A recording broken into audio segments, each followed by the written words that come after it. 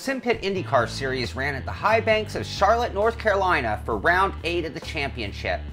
This banked oval is only 1.5 miles long, and with its heavy banking allows for drivers to hit almost 220 miles per hour during the laps.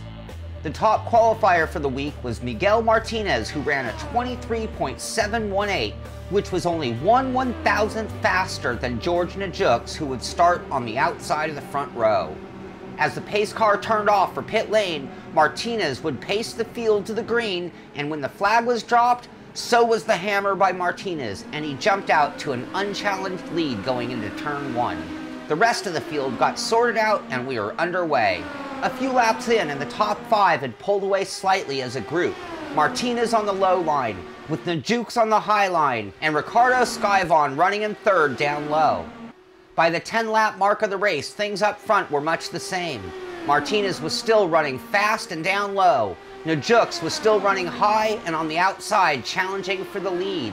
And Skyvon was just picking his line behind them in third. It was now a little gap back to Paul Jennings in fourth, with TM Hauser behind him in fifth. Lap 17 and Skyvon pulls up to the back of Najux. Najux swerves and takes the high line. Skyvon pulled down low and they ran side by side for a full lap until Skyvon finally pulled into second place. By lap 20, the field had started to stretch out, and this included Miguel Martinez, who had built up his lead to about a 10 car lengths over Ricardo Skyvon in second. And it was a way back to George Najux in third, who had fallen back into the reach of Paul Jennings in fourth, with Najux teammate TM Hauser right behind him in fifth. At the 1/3 mark of the race, we had yet to see a caution, and things were very much the same, with Martinez out to a big lead over Skyvon, and then an even larger gap back to Najux in third, with Jennings in fourth, Hauser in fifth. And now Doug Pickering in sixth had pulled up into that group. Kevin Chalk ran in seventh, followed right behind by Andrew Mitchell in eighth. I was running in ninth, and behind me was John Rainey finishing out the top 10. On lap 40, we'd see a change in position in the top 5 as Paul Jennings got a run on Najux and took over the third spot. As we neared the halfway mark of the race, TM Hauser also got by Najux, dropping him to fifth, Hauser now in fourth. Pit stops would be coming soon, still no caution. On lap 49, Miguel Martinez came off turn 4 and headed for pit lane under green flag conditions.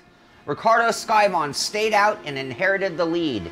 Jennings, running in third, made a move for pit lane also. Hauser stayed out. Jennings almost didn't make it, but he pulled it together and he was followed closely into pit lane by Najux, who was also coming for fuel and tires. Kevin Chalk in 6th stayed out. Mitchell in 7th headed for the pits. I stayed out in 8th. John Rainey in 9th headed for pit lane, and Karsten Berdowie in 10th stayed out.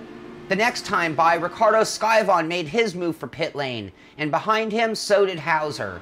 Kevin Chalk also headed for pit lane on lap 50, but I chose to stay out and inherit the lead of the race, but still needed to make my pit stop. The next time by, I made my move and perhaps carried a little bit too much speed.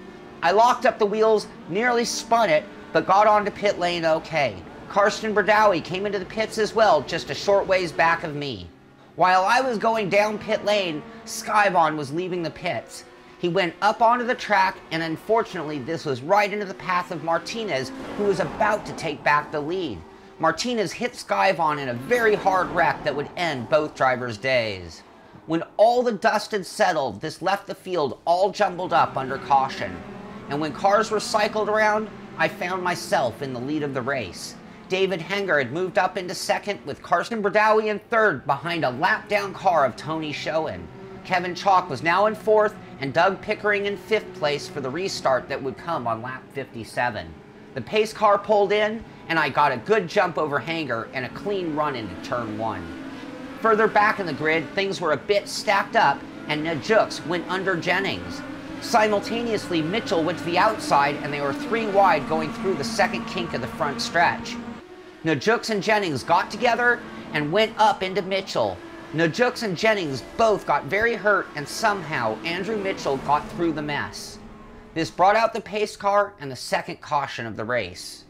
The next restart came on lap 62, with me still on the point and only 8 cars still on the lead lap.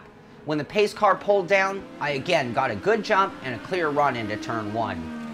2 laps later, Kevin Chalk passed Hanger for second coming off of turn 4. Lap 65, and Hauser and Bordowie were fighting it out for 4th. Right behind them were Pickering and Rainey fighting for 6th. Hauser made a pass on the outside through turns 3 and 4, and at the same time, Rainey made a pass on the inside over Pickering. Rainey had built up a ton of speed and carried that on to immediately go under Bordowie and up to 5th behind Hauser. Lap 67, Kevin Chalk made a move on me for the lead to the inside going down the backstretch. He took the lead and I fell in behind him. A couple of laps later, I got a run on him and made a move down low into turn 1. I took back the lead of the race and Chalk fell in line behind me. We continued that battle side by side and exchanged the lead back and forth until finally I got the advantage and maintained the lead of the race. Kevin Chalk in 2nd, David Hanger in 3rd, and now Hauser, who was running in 4th, had pulled up to our group. It was a ways back to Rainey running in 5th. On lap 74, Hauser made his move to the inside on Hanger running 3rd. By mid-corner, he had cleared him and taken over that spot. A couple of laps later, Hauser got a run down low on Chalk and passed him for 2nd place.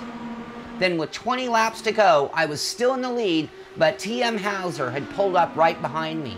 Just behind him was still Kevin Chalk with David Hanger right behind him, and then a slight gap back to Rainey running in 5th. With 10 to go, I was still leading the race, with Hauser patiently waiting in my draft in 2nd.